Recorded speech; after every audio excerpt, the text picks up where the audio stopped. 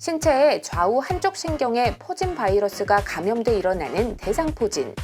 대상포진에 관련한 모든 정보를 지금 바로 확인해 보시죠. 잠이 부족하고 항상 피곤한 현대인들.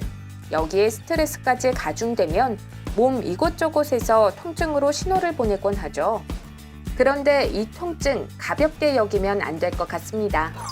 다음 중 2가지 이상의 증상이 해당될 경우 큰 후유증을 남기는 무서운 질병으로 알려진 대상포진을 의심해 볼 수 있기 때문입니다.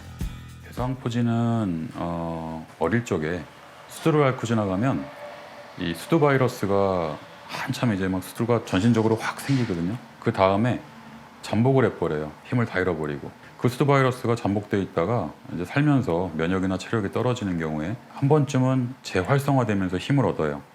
걔가 신경 하나만을 딱 공격해서 그 신경을 공격하는 질환. 그래서 수포라든가 통증이 동반되는 질환 자체를 대상포진이라고 하고요. 대상포진이 무서운 이유. 대부분의 경우 병적인 증상이 피부로 나타나지만 면역력이 크게 떨어져 있는 환자에서는 온몸의 신경선을 따라 통증이 전신에 퍼져서 사망에 이를 수도 있기 때문입니다. 게다가 통증은 분만의 고통과 비슷할 정도라니 적극적인 치료가 필요합니다.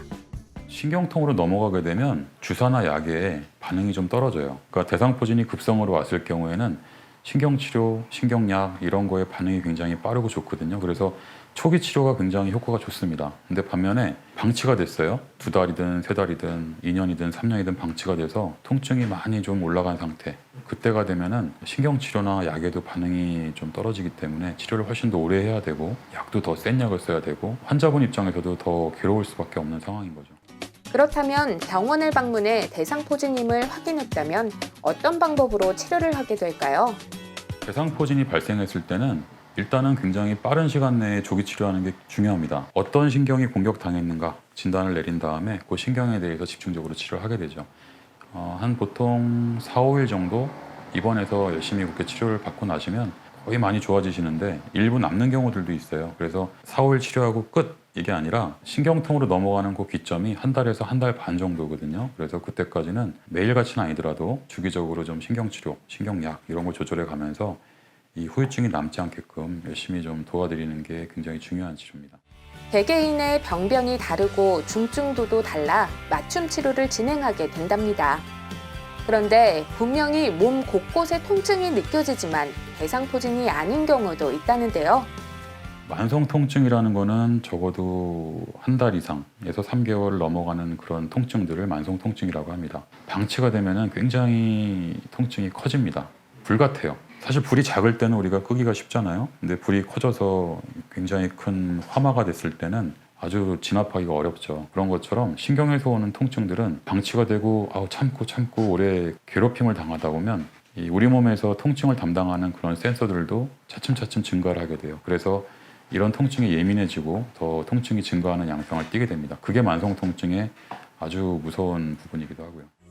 원인 모를 만성 통증 역시 올바른 진단을 통해 계획을 세워 치료하면 통증을 잡아낼 수 있다는데요. 이 치료 기간은 이 같은 질환에 같은 증상을 갖는 분이라 그래도 나이대에 따라서 또 이 증상의 범위에 따라서 또 이완됐던 기간에 따라서 다 천차만별이에요. 그래서 환자마다 맞는 약의 조합이 있고 맞는 치료 방법들이 있을 겁니다. 그래서 그걸 하나하나 찾아가면서 이 환자분이 좀 통증에서 벗어나게끔 도와드리는 게 굉장히 중요한 치료 방법일 거예요. 이외에도 OX를 통해 대상포진에 관련한 오해와 진실을 알아볼까요? 대상포진은 젊을 때 걸리면 좀 괜찮나요? X입니다.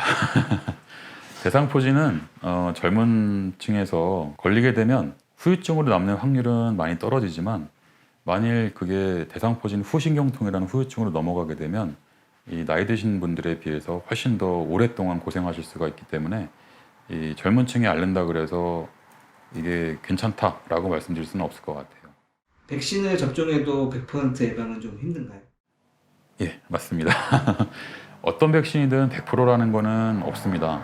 다만 이 대상포진 같은 경우에는 다른 예방접종이랑은 좀 성격이 달라요. 우리가 어떤 바이러스가 들어왔을 때 미리 비슷한 애를 집어넣어서 몸이 준비를 시켜주는 게 보통 백신의 그런 효과인데 대상포진 같은 경우에는 이미 어릴 적에 수두를 앓고 지나가서 수두 바이러스가 몸 안에 잠복을 해 있는 경우거든요. 그래서 비슷한 바이러스를 집어넣어서 대비를 시키는 게 아니라 몸의 면역 체계 자체를 조금 높여주는 그런 효과를 보는 겁니다. 그렇기 때문에 폐렴이라든가 뭐 독감이라든가 이런 백신에 비해서는 그 예방률이 조금 떨어질 수밖에 없습니다. 다만 그래도 예방 접종을 맞으시면은 좋은 이유는 이 걸리신 분들을 보게 되면 예방 접종을 맞으신 분과 안 맞으신 분들을 비교해 봤을 때 훨씬 더 경미하게 고생을 좀 많이 안 하시는 경우가 많습니다. 극심한 고통을 만들고 큰 후유증을 남기는 것으로 알려진 대상포진. 적극적인 예방법인 백신 접종으로 건강한 삶을 지켜내시길 바랍니다.